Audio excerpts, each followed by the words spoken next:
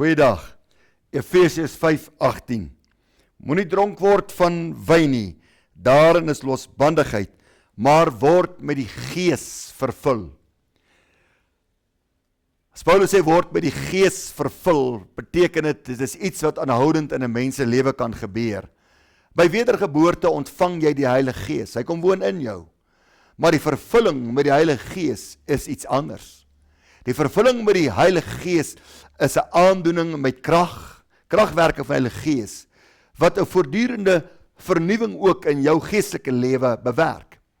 Dit is 'n beweging, 'n aanraking, 'n vervulling met die Heilige Gees, wat jou versterk.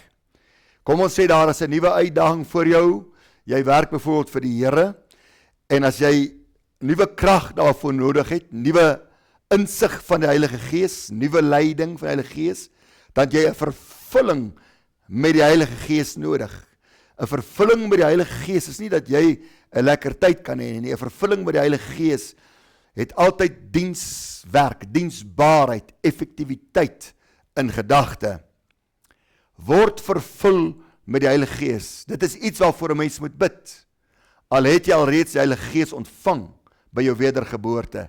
Die vervulling met die Heilige Gees is 'n werking van die Heilige Gees. Dis daardie werking wat ook die vrug van die Heilige Gees in jou lewe in die gang sit.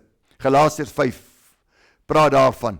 Daardie werking van die Heilige Gees, wat die vrug van die Gees van sagmoedigheid bring, liefde, selfbeheersing, goedheid, vriendelikheid, lankmoedigheid en so meer. Gaan lees dit gerus in Galasiërs 5. Maar ek wil vandag sê dat ons het konstant vervullings met die Heilige Gees nodig. Dit is amper soos die olie van 'n motor, van 'n kar. Jy moet daardie olie voortdurend aanvul. Nou, die Heilige Gees kan nie minder raak in 'n mens nie. Die Heilige Gees is 'n persoon, en hy is wie hy is. In sy volheid is hy binne in 'n mens, maar sy werking kan minder raak. En daarom het ons konstant vervullings met die Heilige Gees nodig, en dit moet 'n mens vra. Nou hy sê daar, moenie dronk word van wyn nie. Nou dis interessant dat hy praat van wyn en dan praat hy van die vervulling van die Heilige Gees. Jy sien, wyn doen 3 dinge vir 'n mens. Iemand wat heel wat wyn gedrink het, voel baie bly na 'n rukkie. Hy beleef 'n blydskap. Nou so praat die Bybel ook van die blydskap van die Here wat ons beskutting is. Galasiërs 5 sê ook, een van die vrugte van die Heilige Gees is blydskap. En 'n mens het daardie blydskap nodig, veral as 'n mens in droewige omstandighede is. Veral as dit sleg gaan, dan moet 'n mens bid en sê, Here, vervul my met die Heilige Gees, want ek het 'n nuwe blydskap in my lewe nodig. Party mense dink jy het 'n nuwe man nodig, of 'n nuwe vrou, of meer geld nodig. Nee, jy het die Heilige Gees nodig, jy het 'n vervulling met die Heilige Gees nodig, want hierdie is 'n blydskap wat nie kom deur gebeurlikhede nie, deur omstandighede nie, of deur iets niets nie. Dis 'n blydskap wat kom van die Here, wat 'n mens ontvang, wanneer 'n mens vervul word met die Heilige Gees. 'n Ander rede hoekom wyn en die Heilige Gees in dieselfde teksvers genoem word, is iemand wat baie wyn gedrink het nou in 'n oomblik se tyd, in 'n uur se tyd of so, raak roekeloos. En hulle gee nie om wat ander sê of dink nie.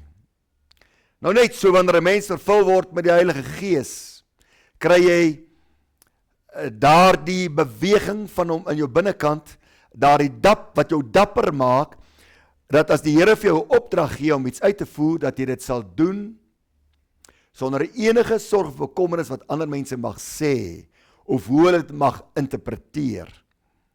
Waar 'n mens vervul word met die Heilige Gees, kom daar 'n leeuemoed, 'n dapperheid in 'n mens, 'n vreesloosheid, 'n geestelike roekeloosheid, nie 'n vleeslike roekeloosheid en onverantwoordelikheid nie, geestelike roekeloosheid, wat jou net vreesloos maak vir omstandighede en vir mense.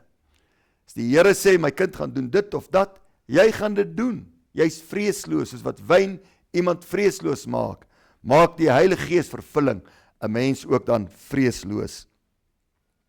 Dan 'n derde ding, Iemand wat goed gewyn is, wat goed gedrink is altyd baie sterk. O nee, hulle is die sterkste. Daarom kry jy kroeggevegte. Mense wat dronk is, hulle glo hulle is baie sterk. Maar nou, wat die Heilige Gees aanbetref, dieselfde. Jy dink nie jy is sterk nie, wanneer 'n mens vervul word met die Heilige Gees, is jy sterk. Daar is 'n krag van God wat binne in 'n mens werk. Krag dat jy siekes kan gesond bid, krag om te profeteer, krag van groot geloof, krag om berge te versit. Daar is krag in jou bediening, daar is krag in jou geestelike lewe, krag om sondes te oorwin, krag om versoekings suksesvol te staan, krag om duiwels uit te dryf. O, daar is 'n groot krag van God wat in 'n mens werk as jy met die Heilige Gees vervul kan word. Kan jy daarom verstaan hoekom dit so belangrik is dat Paulus gesê het, word vervul en word aanhoudend vervul met die Heilige Gees, wat ons het daardie krag nodig van sy Gees om effektief te wees vir God se heilige koninkryk. Kom ons begin weer vandag bid, sê Here, vervul my met die Heilige Gees. Hemelse Vader, dankie vir die Heilige Gees wat in kinders van God woon. Ons bid vandag dat U ons opnuut vervul met die Heilige Gees en met sy werking en met sy krag in die naam van Jesus Christus. Ek pleit dit, ek bid dit saam met elkeen wat nou ernstig roep na U. En ek vra Here dat ons nuwe vervullings met die Heilige Gees sal ondervind. In Jesus Christus se naam bid ons dit. En ons sê byvoorbeeld dankie Here. Amen. Soek God, word vervul met die Heilige Gees. Totsiens.